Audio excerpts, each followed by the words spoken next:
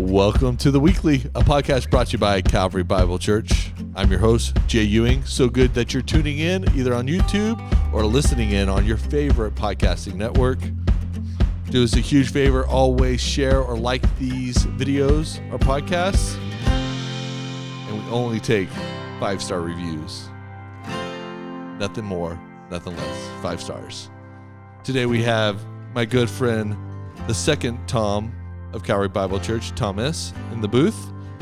We're going to be talking about 1 Corinthians. But before we get there, do me a huge favor. Go to calvarybible.com, click your campus, find out what's happening in your neck of the woods. Stay connected, get connected by going to calvarybible.com. There's so many great things happening this fall here at Calvary. I don't want you to miss out. So go to Calvary or download the Church Center app. That's a great place to listen to the weekly as well, or submit a prayer request. Find out what's happening in your groups and how you are staying connected here at Calvary by the Church Center app.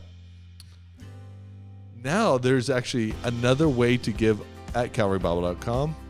You can also text to give. Find out more information about that. It's a wonderful new option here at Calvary. You can always put your offerings in the brown boxes in the back. Do they have those boxes in the back in Boulder? Yeah, I think so. Maybe. Yeah. Yeah. We'll look next time we're there. We will look like next time there. We got Thomas in the booth, like I said. It's been a fun intro already because I hit record earlier and muted Thomas. It's all good, Jay. It's all good. It's all good. I said the most profound things that I can't repeat again. Totally. You've had a busy week around here. You know, it's been a really great week. I think one of the things that's added to our plates is the parenting class. Jenny Fleetmeyer is doing an awesome job leading that with Cheryl, with the kids' areas. I mean, it's amazing. Yeah, and now we have the Bucknams in, so cornerstone of parenting. Yeah, Dr. Bob and Gail are kind of our parenting gurus, so to speak, who are teaching the class. And they've rewritten a lot of their materials just to help parents in the present moment. And it's been really helpful, I think, for people. And in between the sessions on Monday night, we do a midweek cast, which answers some of the questions that came in from the evening's teaching. So we do a text in your questions. We try to capture as many as we can on Monday nights, but then the ones that we don't have time to get to or just want to expound on, we jump on the midweek cast. Yeah, that's really cool. That's really cool. How are you personally connected to the Bucknams? I know that they've been a part of your life for a lot of seasons. Yeah, they're really good friends. I had the joy of meeting them actually through their kids. So their boys were in student ministries when I was a youth minister, which was great. That was like youth ministry, early 2000s. Yeah. Where now I'm assuming everything we did is illegal. That's probably true, actually. I was a youth can't play those games anymore. Yeah. Those were the good old days. We walked to school uphill both ways with no shoes on. But they got awesome boys that are all married. They got grandkids now, and it's fun to be partnering with them on this parenting class. Yeah, that's really cool. So we're in the third week of the preach of 1 Corinthians. Yeah, here we go. Yeah. What do you think so far? What's the temperature in your world on how people are enjoying 1 Corinthians? Well, let's state the obvious. We love the new Pew Bibles. Everybody loves them. Yeah, that's been a great addition to the Erie campus. But I have actually really enjoyed the conversations around chapter 1, specifically about Paul's really, I'm sure it's in other places, but his view of the cross is clearly communicated in chapter 1 of 1 Corinthians. Oh, yeah. It is saturated in that. And maybe outside of the book of Corinthians, this is his chapter on the cross, right? Would you say that?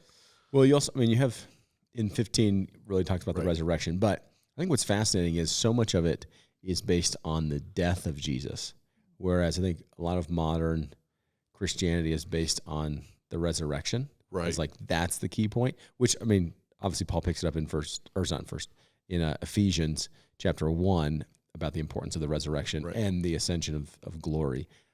But Paul makes such a big deal of what is accomplished in Christ's death on the cross. That's really good. You said this last week, the cross is the crossroads of all humanity. Yeah. You think it's too bold of a statement? Nope. I think you need to sort of share what you were talking about. I think it's really important for Christians to understand how actually history is written from a Christian perspective. Yeah. From the truest perspective of humanity, this is how it goes.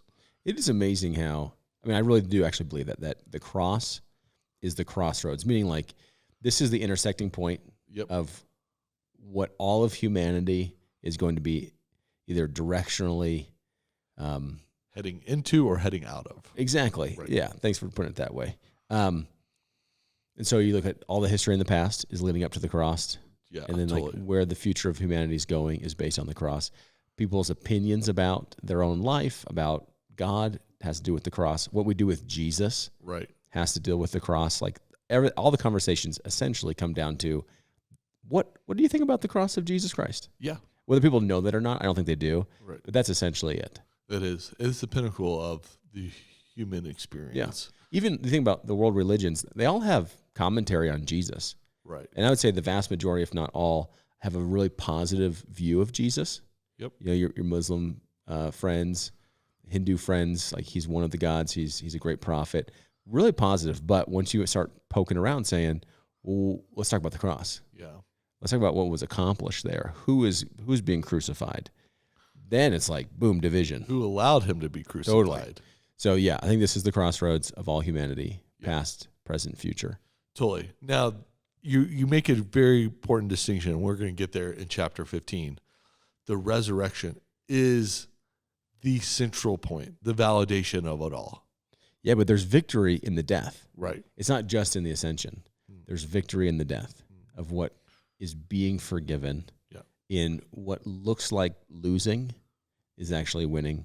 Yeah. These are parts of the argument that Paul is making here, where what looks like shameful, what looks like cursing is actually God's victory plan.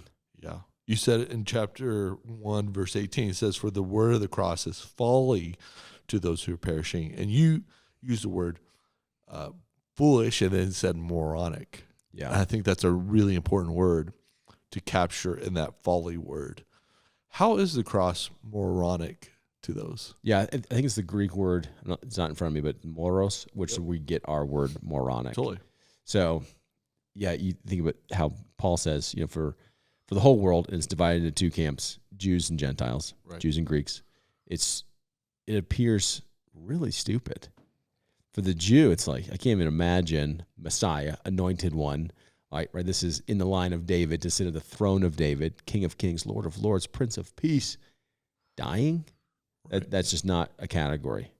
And then, you know, cursed is the one that hangs on a tree. Yeah, which is Deuteronomy. Deuteronomy, early historic text of our faith. So it's like that's what's in their mind when they think of crucifixion. And then for the Greek, there's a lot of noble ways to die. Right. A lot of their heroes die, but not crucifixion. Crucifixion is what you do to publicly shame and embarrass someone. Right. And for the Gentile, you're thinking, how is Jesus more powerful than Rome? Rome put the guy to death. Right. Like, why would we entrust ourselves to him? So it's foolishness both sides. It's folly. It looks moronic. It does. And I think that the key there, though, is... Sorry, I was going to say the key. Yeah, go for it. But to us who are being saved is the power of God. Yeah. That's the key. This is the power of God that actually turns the whole world upside down. Mm-hmm. This is where the Christian now says, oh, the world and its wisdom and its power struggles and how it values life, people, all this stuff. It's like, it's through a different lens now. Right. It's through the lens of cross, of the cross of Christ. Yeah. And it's interesting because the way Paul looks at humanity isn't Jew or Gentile. Like, that's not what divides people in and out of the family of God. No. It's those who are walking towards or walking away from the cross. Yeah. So I drew a little actually road that in my notes. That's sort of how I sort of mind map along with taking quotes. And I thought a lot about that. You're either walking towards or walking away from it. Now, I think it's hard for American Christians to understand the cross for several different reasons. Maybe you can help unpack that for us. One is we don't like losers. Mm-hmm. our American history is based upon winners. Like our founding fathers, we won against England. I make fun of that all the time with my English friends. You know, like we love winners. We love individuals who will go through the crucible and not give up and win, right? Yeah. We choose our teams by this. Our affiliation for teams come from like either parents or relationships, or they won in a certain time period that was meaningful for us. Oh, for sure. I mean, like my fantasy football team right now, Yeah. it's terrible. Yeah. So what are some other ways that Americans don't understand the cross based upon our culture of this success-driven, winning type mentality? Well, part of that is like what is the cross where do you see the cross today? And it's primarily jewelry, or what maybe a Christian bookstore or Christian company has like stamped with the cross. Right. So really, it's affectionate in some way. Right. So when we see the cross, it's a positive thing of like, oh, the cross of Christ. For the first century, the cross is the instrument of execution For criminals. For criminals, and it's for not even just for shame. criminals. Like you could kill criminals in a lot of different ways. Oh, yeah. And they did. So in Corinth, there's actually, it's called the bema. It's this like post that you could bring someone in to judicial trial. You would then like chain them to it, and then you could put them to death there. Right. That's kind of almost like, yeah, you're being guilty. We're going to do this in an honorable way. Right. The cross is something totally different. Right. The cross is the lowest form of execution that's public. So it's people have tried to equate this to like the electric chair. Right. Even there, it's not public. It's a pretty private experience of execution. And that's maybe the normative way of how people are put to death in America.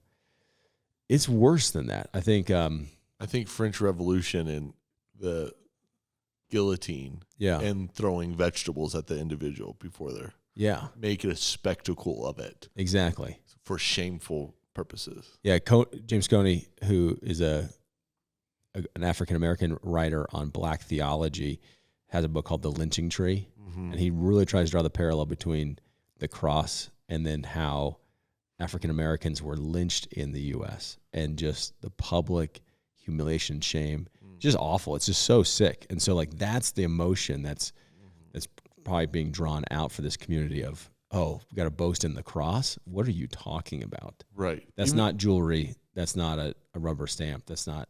It wasn't even affectionate. until the political success of Christians of Constantine that you don't even see crosses in art in the first. Right. And that was because was that a dream or a vision that he had of like conquering through the symbol of the cross? Right. But also like, more importantly, like it was such a shameful thing that you wouldn't identify with it in a public way. The seashell, the conch shell, or the fish were the early adopters of those symbols because they weren't a spectacle like the cross was.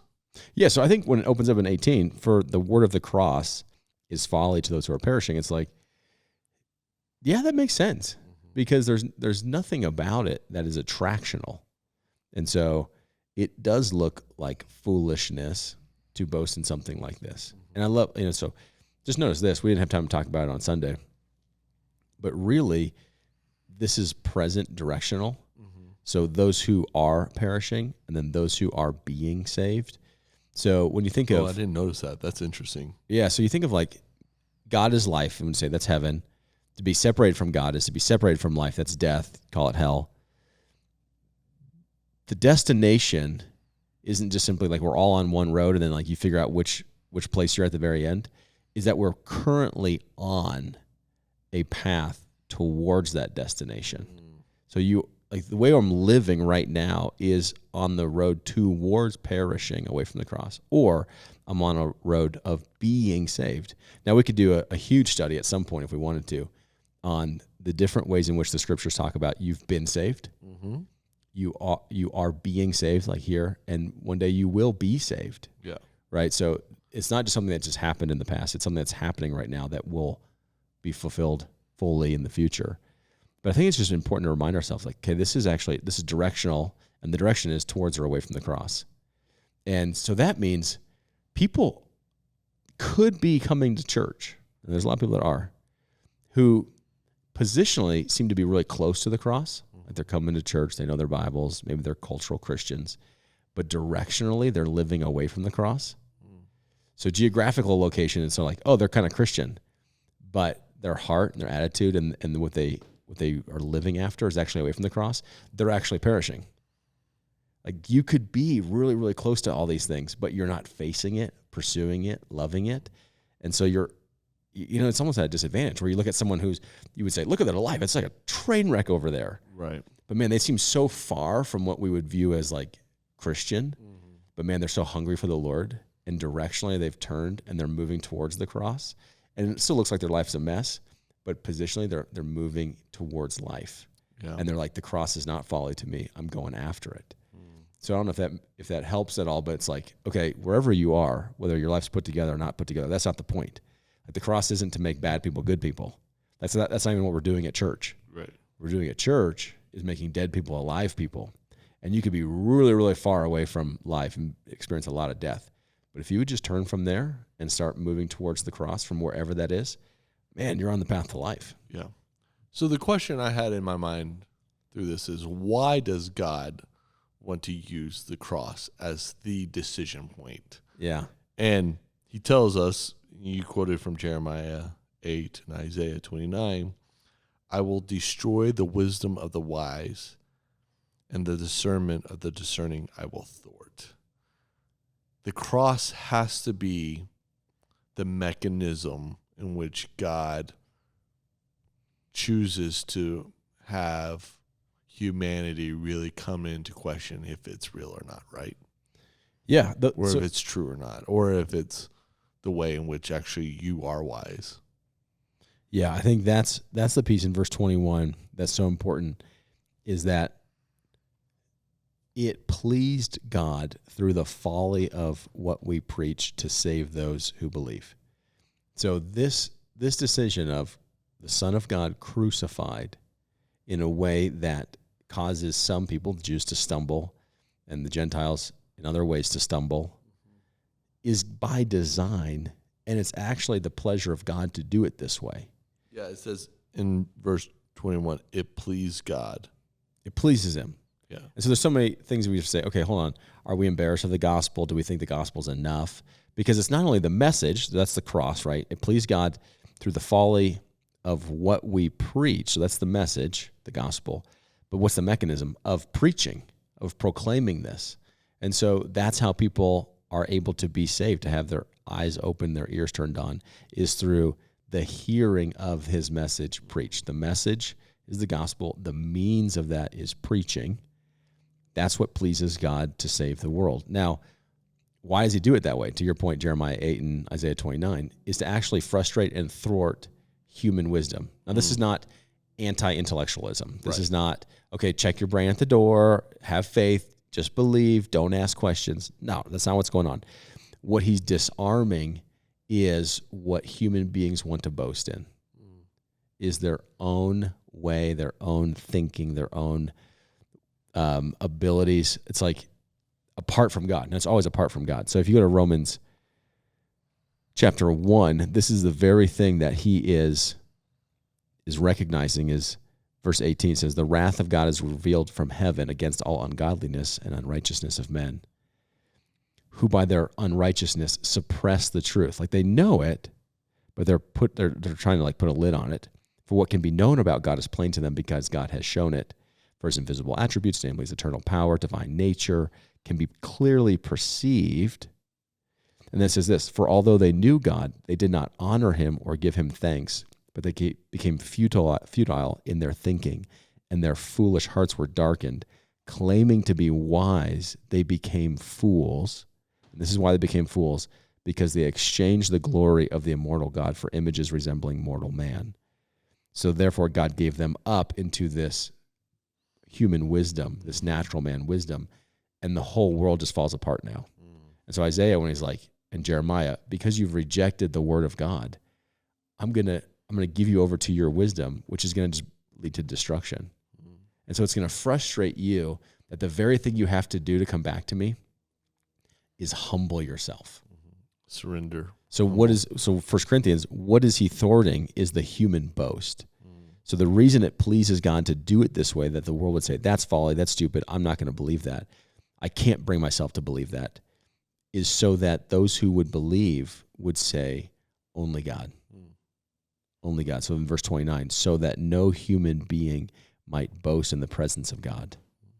Verse 31, so that as it's written, let the one who boasts, boast in the Lord. I love how you describe that this weekend of when you get to heaven, you're like, yeah, I made it. I knew what was going on the whole time, right? You're like, yeah, I was smart. I read these books. I got here. You're welcome. I'm here.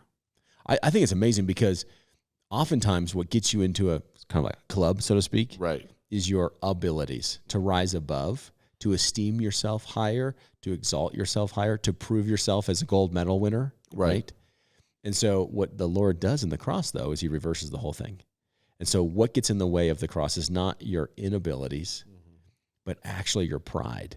So what's in the way of human beings accepting the cross is themselves now. It's not where they're born. It's not their socioeconomic class. It's not what family name they have. None of that inhibits them from coming to Christ. It's not what you've done. It's not the amount of sin that you've accumulated in your life. The only thing that stands in the way between you and Jesus is your pride. And so those who boast in themselves, will not humble themselves, can't come to life because it's the way of the cross. And God doesn't say, well, look at this. It's like, you figure this out. You go die to yourself. He says, I'll go first. Yeah, I'll go first. I go first. So like, I will model for you the way of the cross. God has always, I think that's one of the most unique things about our Christian faith is that our God doesn't demand things that he hasn't done himself. Yeah. He went first. He goes first. He goes first. I also love that, like, this is just the way that God loves to operate. Zach did a great job on Thornton, and Tom did a great job in Boulder, just highlighting some of those episodes of how the Lord loves to use the things that the world looks like foolish and folly. So you think of King David, like he's the last son of Jesse to be thought of as king. God's like, that's my guy. Yeah. He loves to use Deborah as a prophetess. It's like, yep, that's my gal. He loves to use even means of salvation. Think of like Naaman. He was this mighty Syrian general who needs to be healed from his leprosy. And the prophet Elijah says, well, go wash yourself 7 times in the Jordan. And Naaman's like, do you know how shameful that is? Like, that's foolishness. We have water in Erie. We have cleaner water than this. Right. And it's Naaman's servant that says, if the prophet had asked you to do something mighty, like climb to the top of the mountain, slay the dragon, bring back, whatever, would you not have done it? Why? What keeps you from this? And it's like, because it's so humbling. It looks foolish. He says, well, just go do it. Yeah. And he does it, and his healing comes. And that's just the image of the cross is, God, if God asks you to do something mighty, victorious, give your life, like whatever, some mighty feat to get into heaven, we're like, yeah, I can do that. That's not it. That's not it.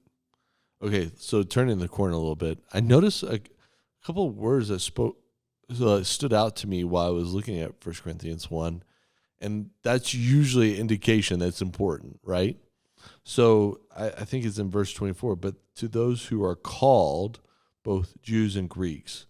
Now in verse 26, actually 27, but God chose the foolish of the world. God chose the weak in the world to shame the strong. And then verse 28, God chose what is low and despised in the world to bring about things that are, so that no human, this whole mechanism is about what God is choosing, not we are choosing for God. Yeah. And, in those verses, like God chose what is foolish, God chose what is weak, low, totally sounds like the Beatitudes in the Sermon on the Mount. Yeah, that's right. Blessed are those who are low in spirit. Yeah. Weak. I think, Jay, you just nailed it, man. It's like, again, you come back to what does Jesus say is blessed? Who does Jesus say is blessed? And you go to the Beatitudes, and it's like, goodness gracious, that's That's everybody the world says, I don't want to be like. Mm-hmm. Poor in spirit. No, I don't want to do that. How about Meek. hunger and thirst? Yeah. No, I don't want to do that. Yeah, meek. Who mourn. Yeah. Those are all things I'm trying to avoid. Right. Totally. And this kingdom says it's totally opposite. Yeah. I think it really gives hope. And this is where the podcast comes in. It's like, it's land the plane. Really gives hope. Like, if you are at the end of the rope, as Eugene says about the Sermon on the Mount, it's a great place to be because it's less of you and more of God. Yeah. If you are suffering right now, you're in the exact place which God can delight in because you're weak, right? I'm going to boast in the cross, right? That's what Paul says. That's why I'm going to boast in my weakness. Why? Right. Because then it makes much of what God's doing in my life. It's not about me. So again and again and again, it's like, who walks away from Jesus? It's the people that are threatened by him, that want to hold on to their power, want to hold on to their position, want to hold on to their possessions, want to hold on to everything this world says gives them power, gives them importance, gives them victory. And the Lord's like, man, the kingdom is going to be different than that. Yeah. It's not just for the good-looking, the intellectual, the people that figured it out. Right. It's the ones that I've called. And I think you're right. Again and again, you have to come back to, this is God initiated. Yeah, this is what God wants. What God's doing. I want to be part of what God's up to. Right. If you want to do something God's way, then just pay attention to how he's going to do it.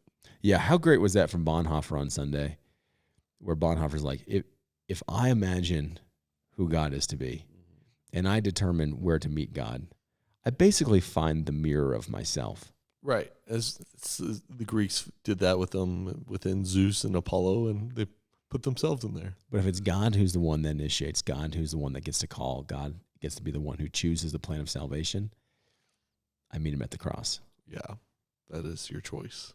Yeah. There's no other way. There's no other way.